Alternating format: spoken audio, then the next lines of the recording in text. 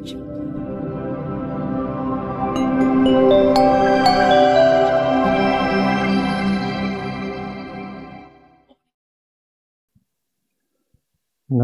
tassa bhagavato arahato samma sambuddhassa. Namo tassa bhagavato arahato samma sambuddhassa. Namo tassa bhagavato arahato samma sambuddhassa. Dhammapiti sukang seti vipassanena cetassa. Arya pawadite dhamme sada ramati panditoti. Ini nggak apa-apa ya, saya geser di sini ya. Soalnya tadi di sini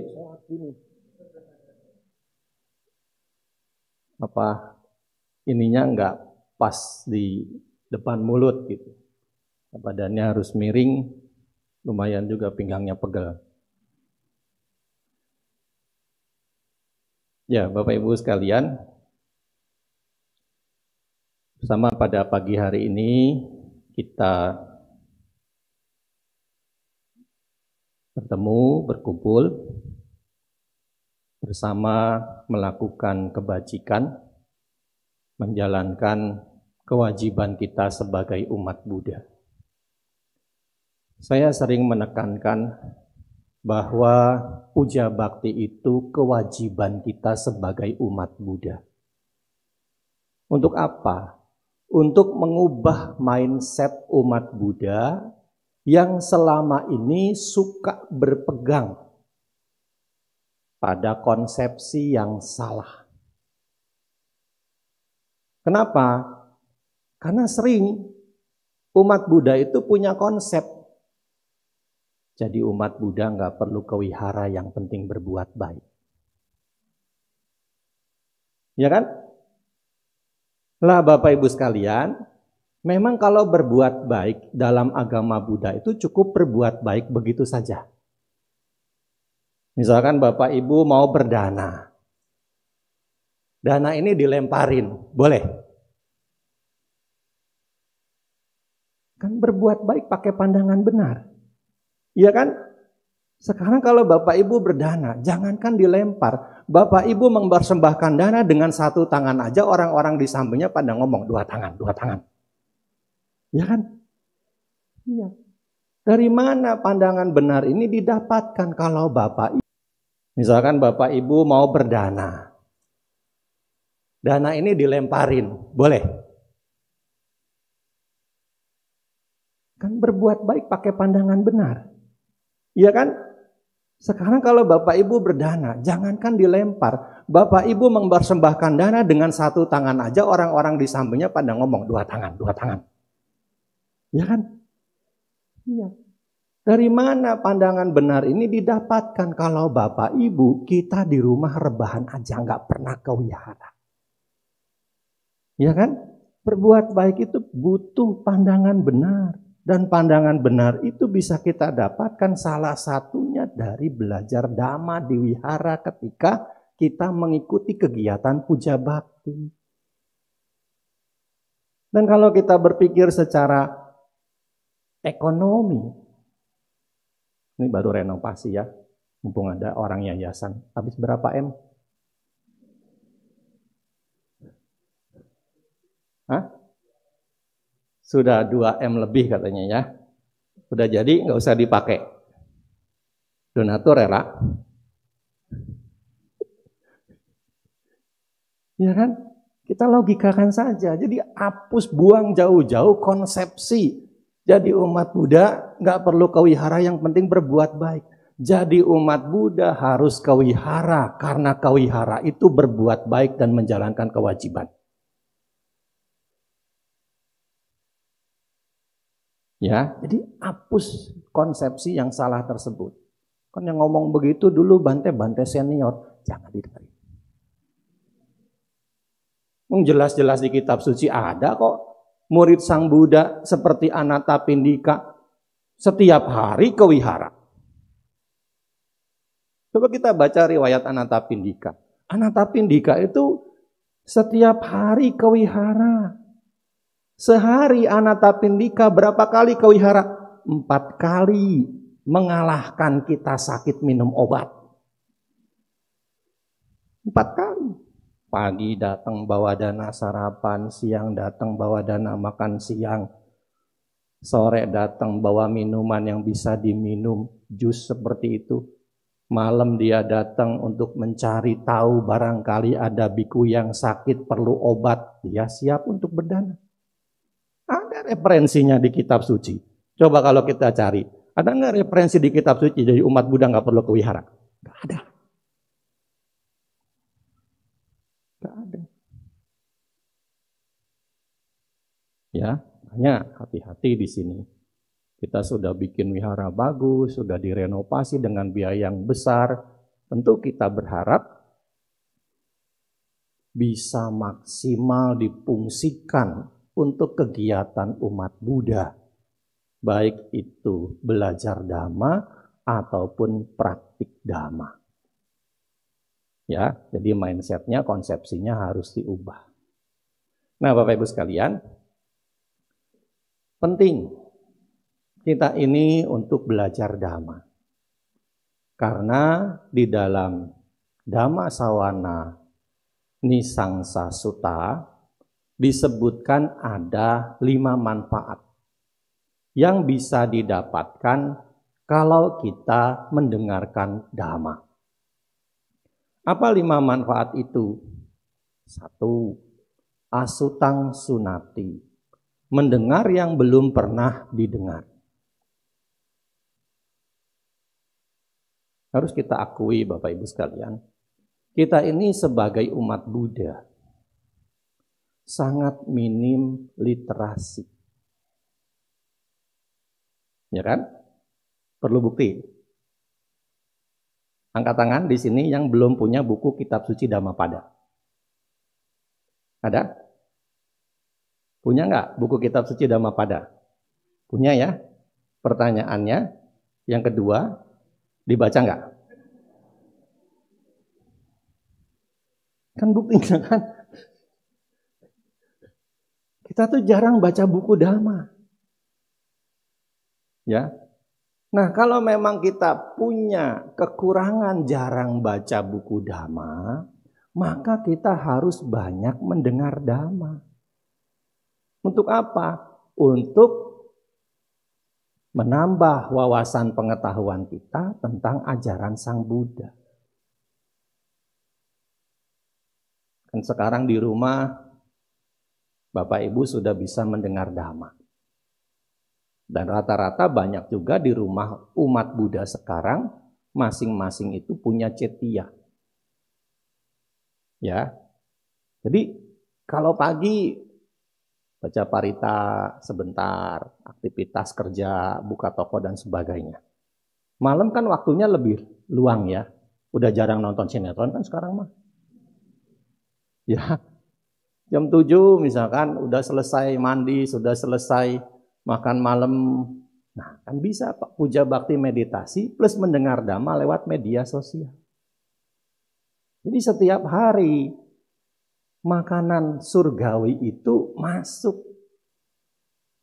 ke dalam mentalitas kita. Ya, dhamma itu masuk. Dhamma itu di kitab suci disebutkan makanan surgawi loh. Ya, masuk ke dalam mental kita. Untuk apa? Yang mengokohkan keyakinan kita kepada Buddha Dhamma Sangha. Ya, ini yang pertama. Mendengar yang belum pernah didengar. Menambah wawasan pengetahuan kita, utamanya tentang ajaran Sang Buddha. Nah, yang kedua adalah Sutang Paryodapeti. Kita sudah pernah mendengar. Apakah yang sudah pernah kita dengar itu langsung bisa kita resapi? Langsung bisa kita pahami? Kan belum tentu kan? Kan kualitas kita bukan Ugati Tanyu Pugala, bukan Wipaci Tanyu Pugala. Mungkin kualitas kita masih Nea Pugala. Atau mungkin ada yang pada Parana Pugala. Yang susah dididik, susah dibimbing, susah diajarin. Ya, kita harus lebih banyak lagi mendengar. Sekali mendengar, belum tentu paham. Dengar lagi, dengar lagi, dengar lagi. Sehingga apa? Bisa paham. Siapa dulu yang waktu sekolah suka dapat ranking? Ketika dapat ranking itu karena sering mengulang apa yang dipelajari atau malas mengulang apa yang dipelajari? Sering mengulang. Nah, begitu juga ketika kita sudah mendengar dhamma sekali, didengar lagi, didengar lagi, didengar lagi, menjadi kita semakin paham, menjadi kita semakin mengerti. Ya, kadang-kadang memang resiko jadi penceramah. Kalau ada umat suka ngikutin ketika dia ceramah. Saya kalau di Tangerang kadang-kadang ada umat. Saya datang di sini dia ada. Saya datang di sono dia ada. Saya datang ke wihara lagi satu lagi ada juga. Begitu saya ceramah yang sama, dia suka nyamperin, kalau enggak nanti setelah pulang WA saya. Nanti ceramahnya kok sama lagi. Nah, nggak apa-apa ya kan. 3 kali kamu dengar, belum tentu kamu ngerti loh. Belum tentu kamu paham. Buktinya ini kamu komplain sama saya. Ya, jadi sering diulang. Itu akan membuat kita semakin paham dan mengerti. Untuk bekal praktik keseharian kita. Karena konsepsi dhamma yang kita dapatkan secara teoritis, itu kan sebagai pedoman buat kita praktik. Bukan cuma sekedar didengar. Ibu-ibu, kalau lihat resep masak, ya, di media sosial atau di televisi, kan kalau lagi pengen masak kan pasti diulang-ulang ya. Kenapa? Kalau sekali masak, belum tentu berhasil kalau nggak dilihat lagi tuh. Ya kan? Iya. Membikin bolu aja kudu diulang-ulang. Kenapa? Biar nggak bantut. Biar bisa ngembang dengan baik. Itu kan seperti itu. Nah, begitu juga ketika kita praktik dhamma, apa teori yang sudah kita pernah pelajari, itu perlu kita ulang kembali. Baca lagi, didengar lagi. Biar apa? Ketika kita mulai praktik, kita tidak lagi ada keraguan. Ya, jadi ini yang kedua manfaatnya.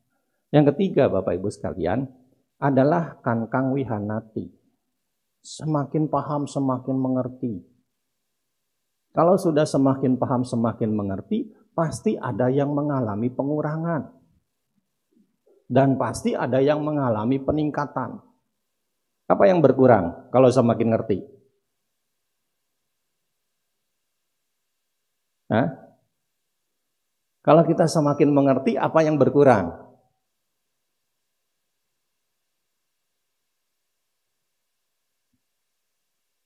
Keraguan-raguan. Apa yang meningkat? Keyakinan. Jadi mendengar dhamma itu menghilangkan keraguan, meningkatkan keyakinan kita kepada Buddha Dhamma Sangha. Ya, ini kan penting sekali kan? Coba kita perhatikan. Umat Buddha yang konversi. Apakah umat Buddha yang punya keyakinan kuat kepada Buddha Dhamma Sangha? Umat Buddha yang konversi itu banyaknya umat Buddha tradisional. Ya kan? Yang jarang ke wihara. Yang kalaupun ke wihara, motivasinya bukan buat belajar dhamma. Tapi motivasinya memberi sedikit mengharap banyak. Iya kan?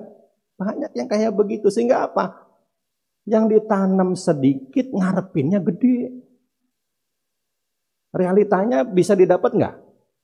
Enggak. Kecewa nggak? Pindah nggak?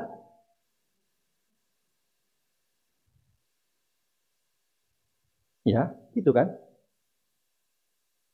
Lain dengan yang mereka suka belajar dhamma. Lain dengan mereka yang suka ke wihara mendengarkan khotbah dhamma. Pasti dia akan lebih kuat keyakinannya kepada Buddha Dhamma Sangha. Tidak mudah goyah. Ya, Makanya jangan salahkan. Kalau punya konsepsi seperti tadi, umat Buddhanya makin habis.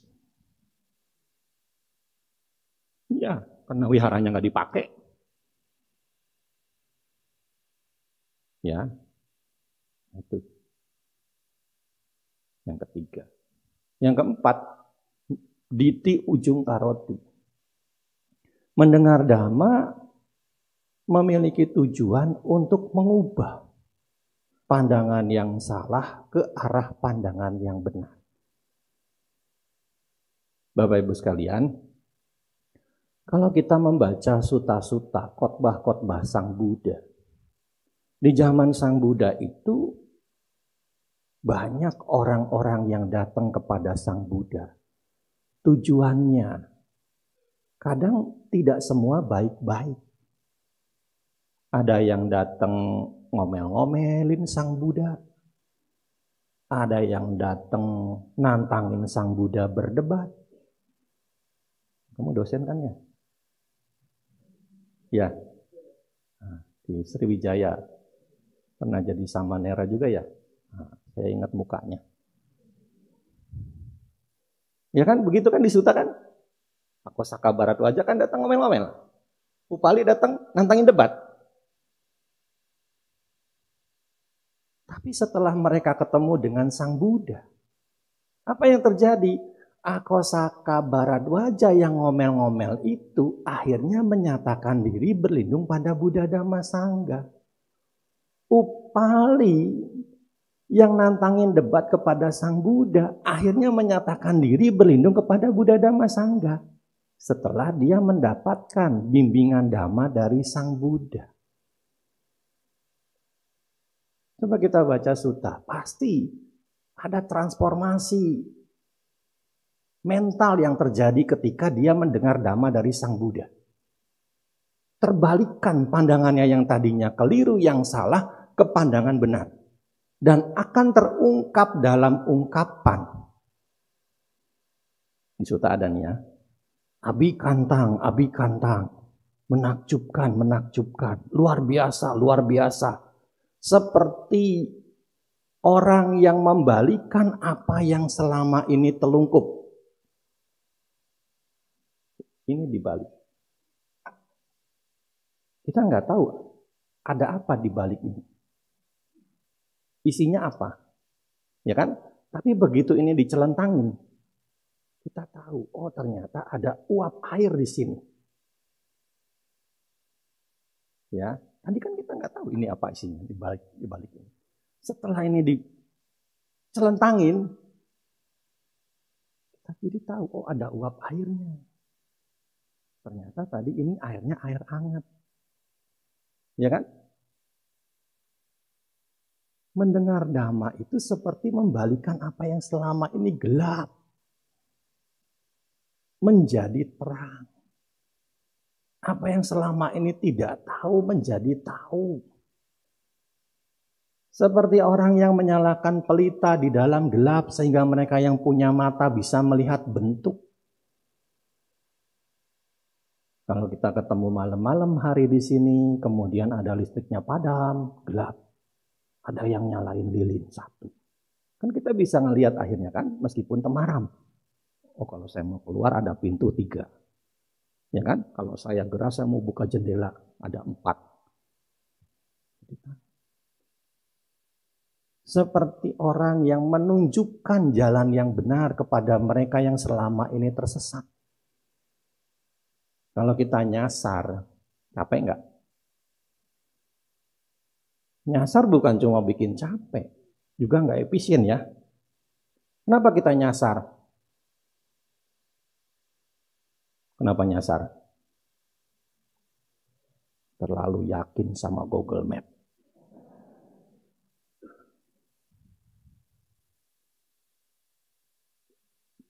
Seperti orang yang tersesat, lalu ada yang menunjukkan jalan yang benar.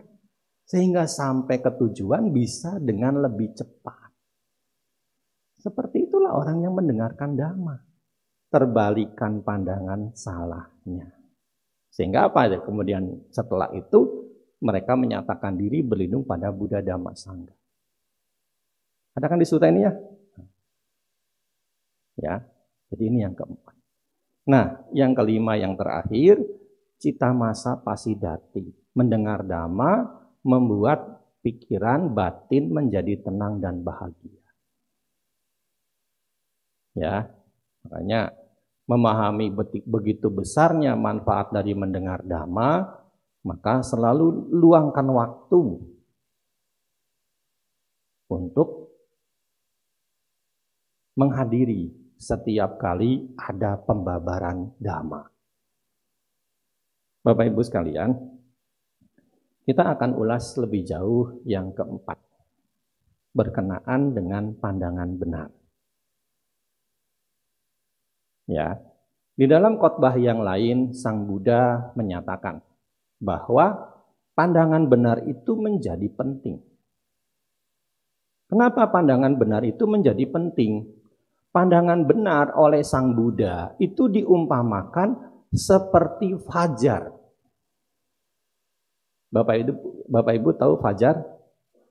Ya, warna rona kemerahan, keemasan, kekuningan di ufuk timur sebelum matahari terbit. Ya, seperti fajar yang menjadi penanda terbitnya matahari. Begitu juga pandangan benar menjadi penanda terbitnya jalan mulia berunsur 8 dalam diri seseorang. Coba kalau kita telaah jalan mulia berunsur 8. Yang pertama apa? Pandangan benar. Pandangan benar memunculkan pikiran benar, memunculkan perbuatan benar, ya kan? Ucapan benar, mata pencarian benar, perhatian benar, meditasi benar.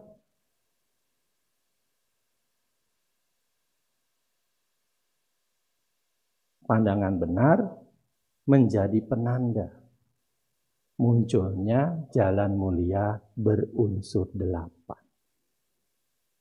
Ya, nanti kalau sudah jalan mulia berunsur 8 itu terlengkapi, akan ada 2 faktor lain yang muncul. Apa? Pengetahuan benar dan kebebasan benar.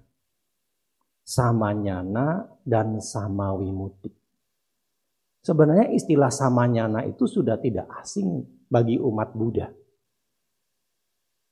Setiap kali umat Buddha merayakan Trisuci Waisak, kan suka nyanyi lagu legend karya Bante Giri Rakito. Kan di bagian ref itu ada. Di bagian ref itu ada. Coba nyanyiin bagian ref.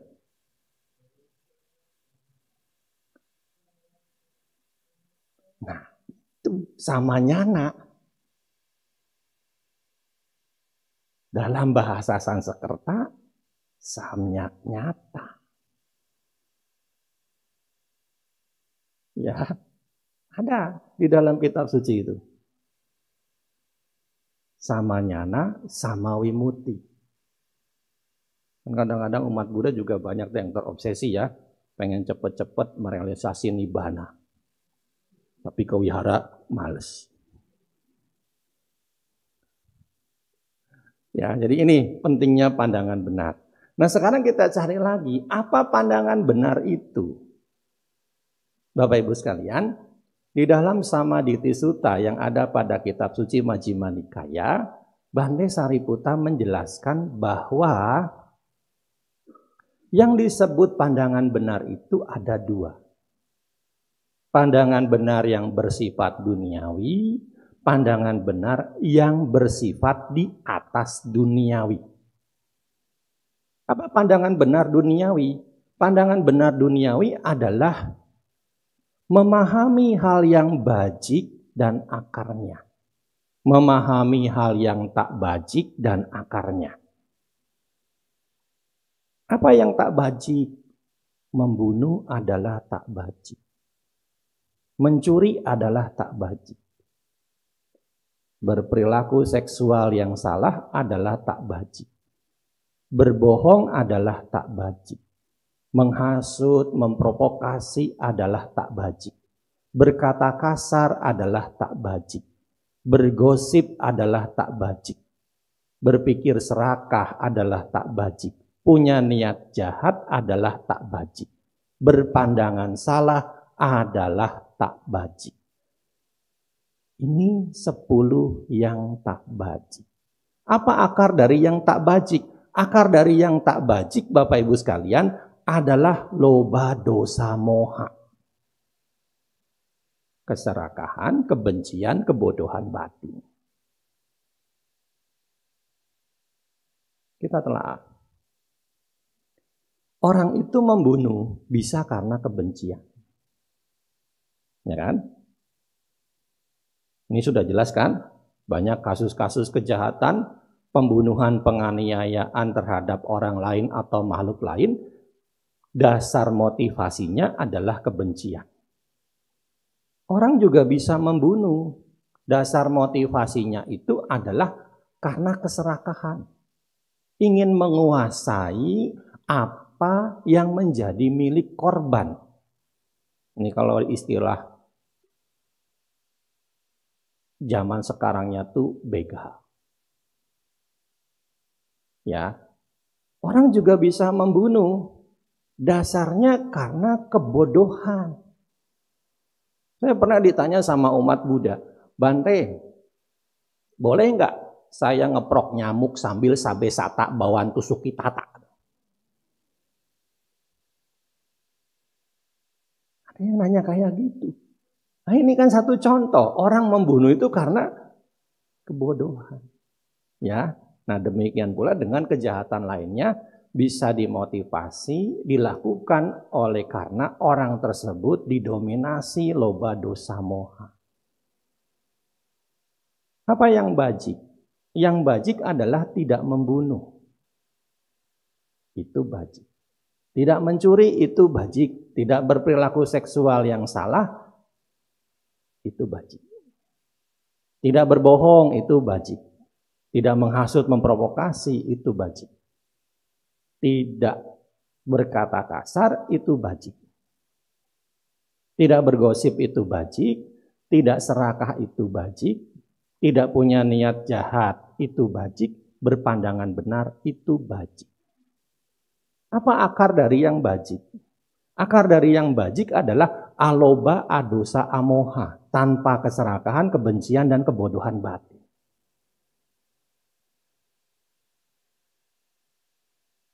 Kita lihat lagi.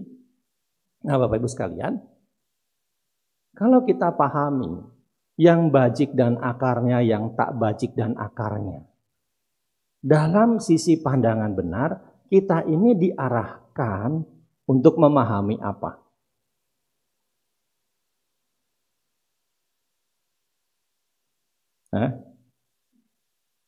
Apa yang menjadi penyebab kebahagiaan dan penderitaan kita?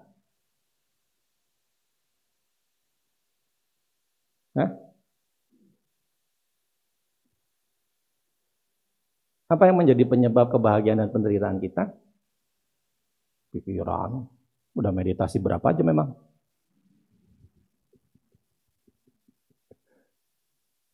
Perbuatan kita kan? Karma kita kan? Ya kan? Jadi dengan memahami yang bajik dan akarnya, yang tak bajik dan akarnya, kita itu dituntun untuk memahami sebab akibat perbuatan. Kama, sakata, samaditi. Ini pandangan benar yang pertama yang harus kita pahami. Dan ini adalah pandangan benar duniawi. Sudahkah kita memiliki pandangan benar tentang hukum karma? Sudah belum? Sudah belum?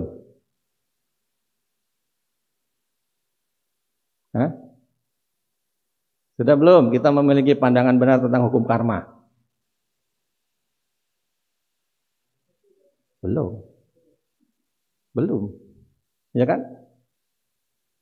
Belum 100% kita memahami pandangan benar tentang hukum karma.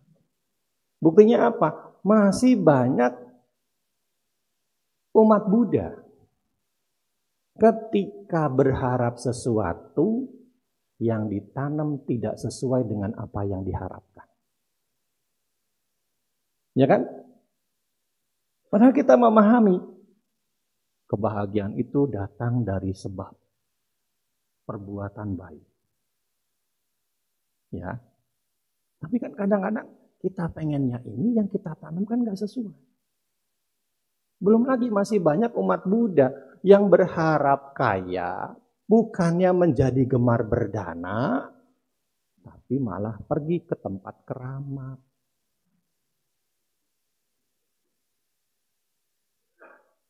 Ada nggak umat Buddha kayak gitu? Banyak. Ya, nah makanya disinilah pentingnya kawihara kan? Pentingnya kawihara. Agar punya pandangan benar memahami hukum karma dan akibat. Ini yang pertama. Dan ini pandangan benar duniawi. Nah, lalu yang kedua apa? Nah, mulai yang kedua sampai ke 16, ini Bapak Ibu sekalian, itu masuk ke pandangan benar di atas duniawi. Ya, jadi di dalam Samaditi Sutta ini, Bante Sariputta menjelaskan ada 16 poin tentang pandangan benar.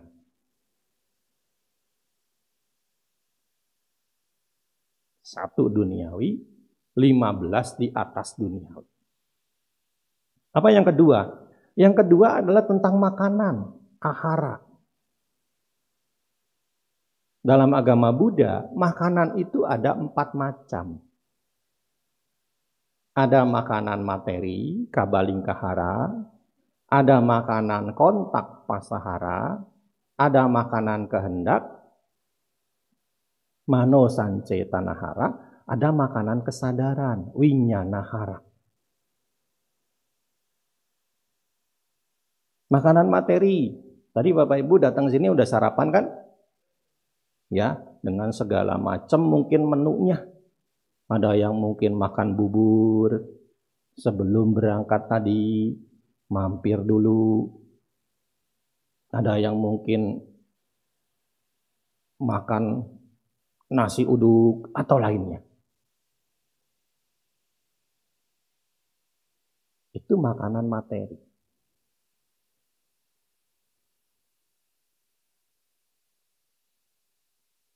Nah, makanan kontak. Indria kita berapa? 6 ya, jangan 5. Umat Buddha harus tahu. Kita ini sebagai umat Buddha, sebagai manusia punya 6 indria, bukan 5. Satu lagi itu pikiran. Nah, setiap saat indria-indria ini kan kontak dengan objek. Seperti sekarang, indria Bapak Ibu sekalian kontak nggak dengan objek? Mata kontak dengan objek. Apa objeknya mata? Kok saya objeknya? Objeknya mata itu bentuk atau rupa. Ya salah satunya memang saya. Mungkin yang di Dhammasala sini, ya kan, lagi mentelengin saya. Ya kan? Nah yang di sono mungkin ngeliatin rupa, ngeliatin pohon bodhi. Ya. Nah, kemudian telinga kontak dengan objek. Objeknya apa? Suara. Lidah kontak dengan rasa. Ya kan? Hidung kontak dengan bebauan. Tubuh kontak dengan sentuhan. Pikiran kontak dengan ide. Nah, ketika indria ini kontak dengan objek, ada kesadaran nggak di sana? Ada. Ya kan? Ada kesadaran. Oh, ini suaranya Bante. Bisa mengenali kan ya? Nah, setelah ada kesadaran, ada nggak kehendak untuk menilai? Ada nggak reaksi? Ada kan? Ya. Tadi matanya sudah mentelengin saya. Kupingnya ngedengerin omongan saya. Reaksinya kan terjadi di dalam mentalnya. Apa yang muncul reaksinya? Mungkin ada yang muncul reaksinya, ceramahnya lama banget. kaki saya udah kesemutan. Kapan kelarnya ini? Ya. Saya tuh kadang-kadang suka dikomplain, ada biku juga yang komplain sama saya. Saya mau ceramah, bikunya langsung ngomong, ceramah tentang lila-lila. Padahal kalau saya ceramah tuh saya pakai konsep loh, bukan tanpa konsep. Dan ini ada rujukannya semua, sumbernya dari kitab suci, bukan asumsi saya pribadi. Ya, kan biar Bapak Ibu juga nggak rugi ngundang saya jauh-jauh. Saya juga capek-capek nggak rugi bisa memberikan pengetahuan dhamma saya kepada umat Buddha. Memang nggak capek dari Bekasi ke sini. Ya kan, pakai L300, AC-nya panas.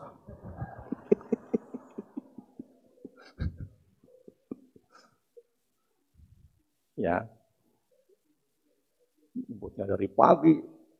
Yang dana makan belum datang, mobilnya udah dadak.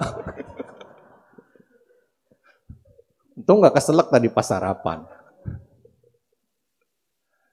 Ya, jadi saya tuh merasa puas Bapak Ibu sekalian ketika ceramah itu bisa memberikan pengetahuan yang saya miliki.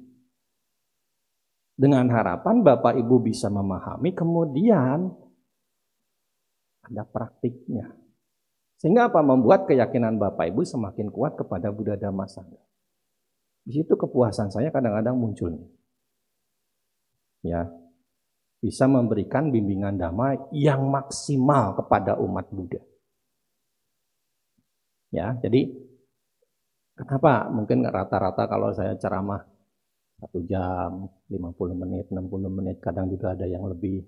Minggu lalu saya ceramah di Dhammacakka, sengaja saya bikin 45 menit, saya ada yang potong-potong. Begitu saya mau masuk ke ruang makan, ada umatnya yang Bante ceramahnya kok sebentar. Udah 45 menit, kata dibilang sebentar. 1 jam dibilang lama, bingung-bingung ya. Ya rata-rata sih 45 menit ya. Ini saya sudah 40 menit. Baru masuk poin kedua. Ya, jadi ini yang kedua adalah makanan. Ya, jadi ada prosesnya di sana. Nah, makanan ini yang 4 ini dikaitkan dengan 4 kebenaran mulia. Jadi kalau pandangan benar di atas duniawi, Bapak Ibu sekalian, pandangan benar itu berkaitan dengan 4 kebenaran mulia. Duka, sebab duka, lenyapnya duka, jalan untuk melenyapkan duka. Kita kaitkan dengan makanan ini. Ya. Makanan ini dikaitkan dengan 4 kebenaran mulia. Tahu makanan, tahu sebab munculnya makanan, tahu lenyapnya makanan, tahu jalan untuk melenyapkan makanan. Ingat, clue-nya yang perlu dipahami adalah makanan itu yang membuat proses kehidupan berlanjut. Baik itu dalam kehidupan kita saat ini secara fisik, bahkan juga secara mental. Ya. Apa jalan untuk menghentikan makanan? Dikaitkan dengan 4 kebenaran mulia. Jalan mulia yang keempat apa?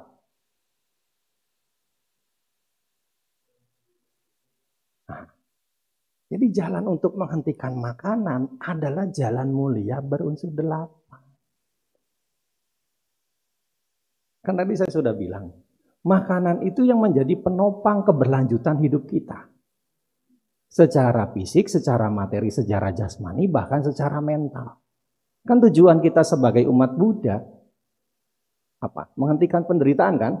Kalau makanan itu berjalan terus, penderitaan berhenti nggak? Enggak. Ya. Penderitaan nggak akan berhenti. Nah, makanya di sini untuk bisa menghentikan proses penderitaan, jalannya adalah jalan mulia berunsur 8. Bisa dipahami nggak? Ya, jadi sekali lagi, makanan itu penopang kehidupan. termasuk makanan mental tadi. Ya seperti tadi reaksi kan muncul terus dari kontak indera kita kan. Itu kan menjadi penopang kita mengalami proses tumimba lahir. Ketika tumimba lahir itu berjalan, penderitaan juga ada. Penderitaan juga berjalan. Nah, penderitaan ini kan harus dihentikan. Apa caranya untuk menghentikan penderitaan? Apa jalannya untuk menghentikan penderitaan? Tiada lain adalah jalan mulia berunsur 8. Paham ya? Ya, jadi ini pandangan benar yang kedua. Mulai masuk di atas dunia. Lalu yang ketiga adalah 4 kebenaran mulia itu sendiri. Ya, jadi yang ketiga, pandangan benar di atas duniawi adalah 4 kebenaran mulia itu sendiri. Nah, mulai yang keempat sampai ke-15 itu 12 paticca samuppada. Dengan urutan mulai dari yang ke-12 dulu. Jara marana, usia tua, kematian. Ini juga dikaitkan lagi dengan 4 kebenaran mulia. Tahu usia tua kematian, tahu sebab munculnya usia tua kematian, tahu lenyapnya usia tua kematian, tahu jalan untuk melenyapkan usia tua kematian. Apa jalannya? Jalan mulia berunsur 8. Ya, jadi jalan untuk melenyapkan duka, mengakhiri penderitaan, nggak ada jalan lain selain jalan mulia berunsur 8. Ya, termasuk nanti juga awija. Tahu awija, sebab munculnya awija, lenyapnya awija, jalan untuk melenyapkan awija. Apa jalan untuk melenyapkan awija? Jalan untuk melenyapkan awija adalah jalan mulia berunsur 8. Itu sudah yang ke-15. Cepat kan? Saya sudah bilang dari yang keempat sampai ke-15 itu paticca samuppada, 12 nidana. Ya, nanti untuk jelasnya tanya sama ini ada Bapak dosen. Ya. Kemarin kan baru ada kursus dasar ya agama budaya. Di gedung itu, di gedung Magabudi Banten ya. Oh KDD, ya nanti bisa diikutin itu biar lebih jelasnya. Ya, kegiatan pembelajaran dhamma. Nah kemudian yang ke-16 itu asawa. Asawa itu noda batin. Ya, noda batin. Ada 3 macam asawa. Kama asawa, noda batin berupa keinginan indria. Bawa asawa, noda batin berupa keinginan lahir kembali di alam bahagia. Dan awija asawa, noda batin berupa kebodohan batin. Ya, noda batin ini, asawa ini dikaitkan dengan 4 kebenaran mulia juga. Tahu asawa, sebab munculnya asawa, lenyapnya asawa, jalan untuk melenyapkan asawa. Apa jalannya?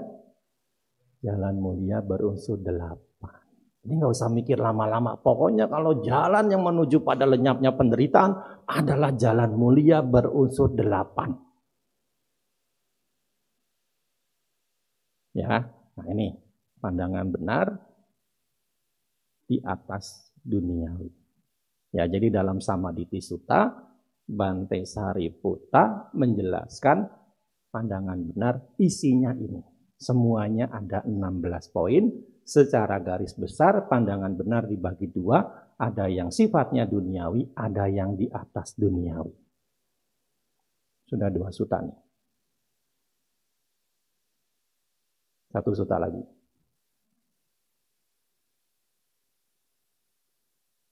Bapak Ibu sekalian, di dalam Anugahita Sutta, Anguttara Nikaya kelompok 5, Sang Buddha menjelaskan bahwa pandangan benar ini harus kita tingkatkan terus. Gimana caranya agar pandangan benar ini bisa semakin meningkat? Dalam sutta ini disebutkan pancahi bikawe anggehi anugahita samaditi. Ceto wimuti pala cakhoti cetok wimuti pala nisangsaca. Panya wimuti pala cahoti, panya wimuti pala ca. Ketika pandangan benar dibantu oleh 5 faktor ini, maka pandangan benar itu akan memiliki kebebasan pikiran sebagai buahnya. Kebebasan pikiran sebagai buah dan manfaatnya. Kebebasan melalui kebijaksanaan sebagai buahnya, kebebasan melalui kebijaksanaan sebagai buah dan manfaatnya. 5 faktornya apa? 5 faktornya yang pertama adalah sila nugaita. Pandangan benar akan meningkat dibantu dengan kita melatih melaksanakan sila. Bapak Ibu sekalian, Bapak Ibu sebagai umat awam perumah tangga, sila pokoknya itu ada 2 sebenarnya. Bukan cuma Pancasila aja, tapi atas sila itu juga merupakan sila pokok bagi upasaka upasika. Yang bisa dilatih di hari Uposata. Coba kita buka Uposata Sutta. Kita buka Wisaka Sutta. Isinya apa? Penjelasan ketika hari Uposata tiba, umat awam perumah tangga, upasaka upasika itu di zaman Sang Buddha melatih 8 latihan sila. Ya. Jadi ini baik untuk dilatih, baik untuk dilakukan. Jadi sehari-hari kan 5 sila dijaga. Oh besok capgo, Posata terang, tekati untuk melatih 8 sila. Oh besok Cait tanggal 1, tekati untuk melatih 8 sila. Oh besok pertengahan antara bulan gelap ke bulan terang. Ya. Baik ditekati untuk melatih 8 sila. Oh besok pertengahan dari bulan terang ke bulan gelap. Ya, baik untuk melatih atas sila. Ya, itu ada istilahnya sebenarnya. Kalau dari bulan terang itu namanya Sukla Paksa. Kalau bulan gelap itu namanya Kresna Paksa. Kresna kan artinya hitam ya. Itu ada. Biasa kalau kita baca-baca prasasti-prasasti kuno, itu pakai penanggalan. Nah, salah satunya nanti penanggalan bulan. Dibuatnya kapan? Di bulan terang, dari bulan gelap ke bulan terang, atau dibuatnya dari bulan gelap, dari bulan terang ke bulan gelap. Itu ada. Biasanya orang akan memilih itu dari bulan gelap ke bulan terang.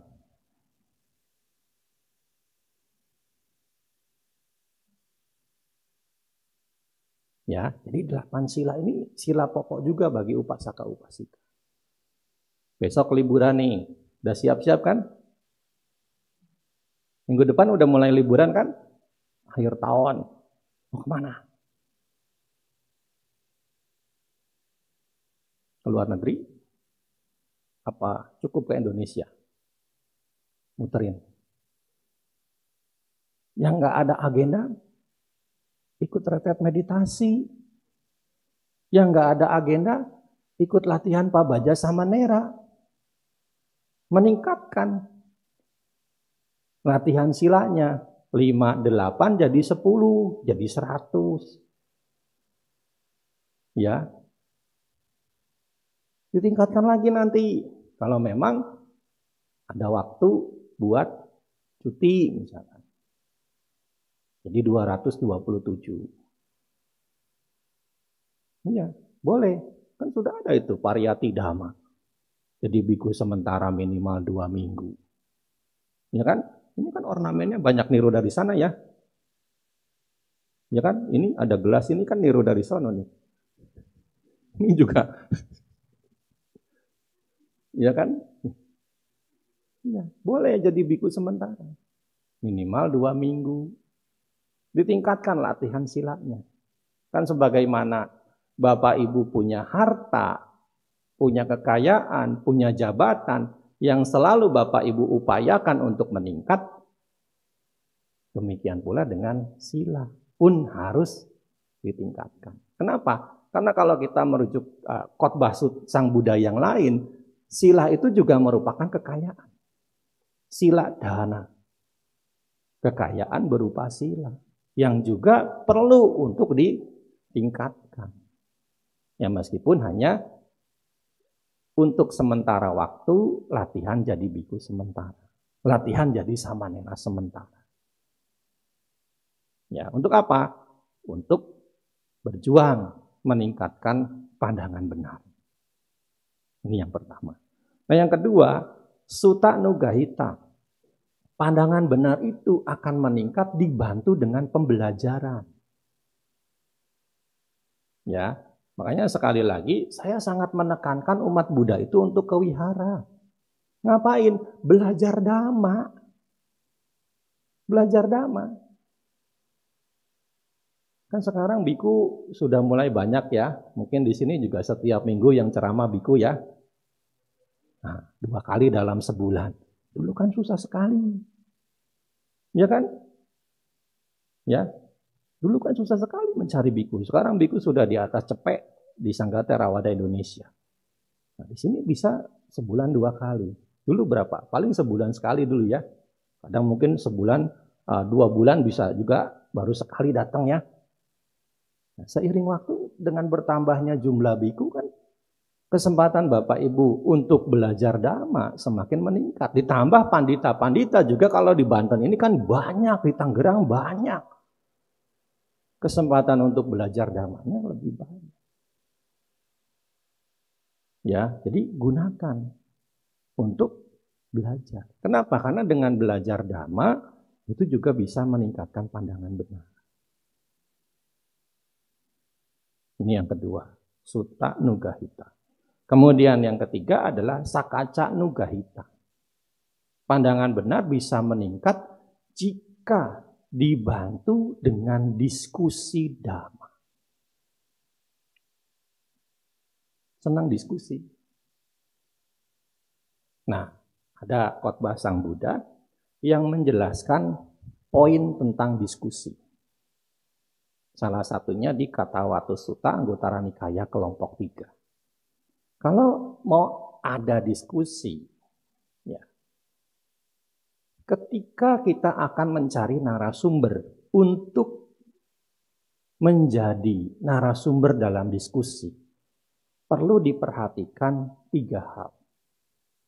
Apa? Narasumber itu minimal selevel pengetahuannya dengan peserta diskusi.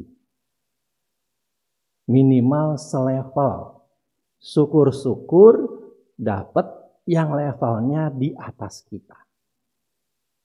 Kenapa harus selevel? Ngomong nggak nyambung itu nggak enak. Ya kan? Ya, gimana mau ketemu? Orang levelnya aja udah beda. Ya, susah.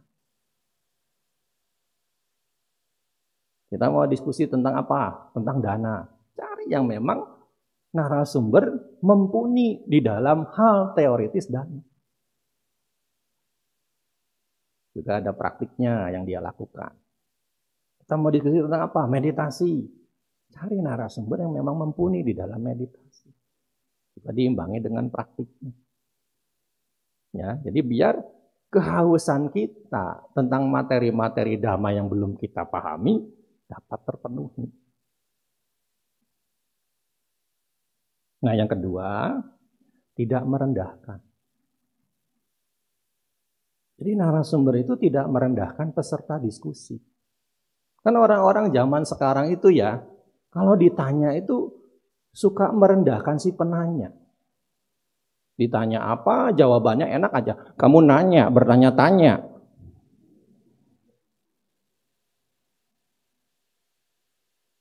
Itu kan merendahkan kalau begitu kan. Nah, kemudian yang terakhir, narasumber itu tidak menyerang. orang yang bertanya dalam diskusi tersebut. Ya, jadi jangan sampai nanti diskusi dhammanya yang awalnya tujuannya untuk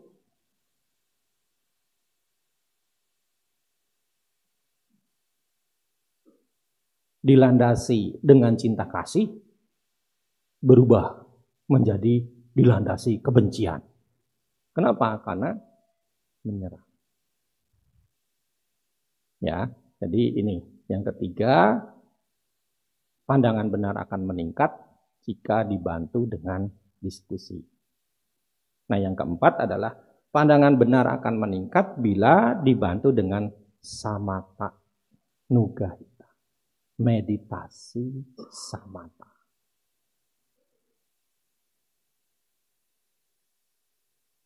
Saya latihan meditasi di sini.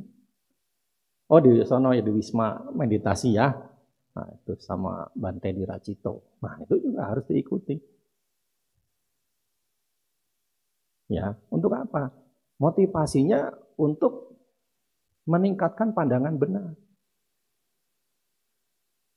Ya, udah nggak zaman Bapak Ibu sekalian. Kalau sekarang Bapak Ibu kita itu meditasi, konsepsinya mencari kesaktian, udah nggak zaman. Kenapa? Sudah ada kecanggihan teknologi yang menyediakan apa yang dalam pemikiran kita itu sakti. Ya, jadi udah nggak zaman sekarang meditasi Bante. Tujuan saya meditasi Bante biar bisa terbang. Mau ngapain? Udah ada banyak maskapai penerbangan di Indonesia. Kamu terbang sendirian. Nah, emang nanti nggak ditembak sama Auri itu? Ya kan? Karena kita punya batas wilayah. Bukan cuma darat, tapi udara, ya kan? Coba aja terbang sendirian, soalnya menunjukkan kesaktian. Nanti pasti masuk di dalam radarnya Auri itu. Tembak. Jangan kebanyakan nonton film Marvel, kenapa?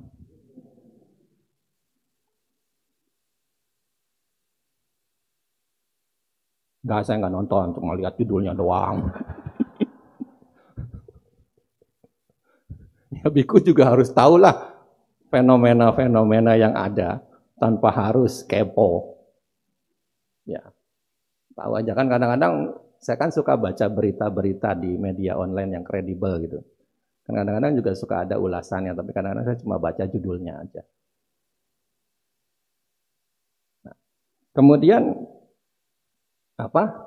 Pengen jalan di atas air, sudah banyak kapal, sudah banyak perahu. Bapak Ibu mau nyebrang Cisadane, jembatan sudah ada. Kalau nggak ada jembatan cari eretan itu bayar 1.000 2.000 udah bisa nyebrang. Ya, nggak perlu lagi. Terus bagaimana ketika kita meditasi, motivasinya adalah meningkatkan pandangan benar. Ya, makanya kita diajarkan apa yang namanya sama-samadi.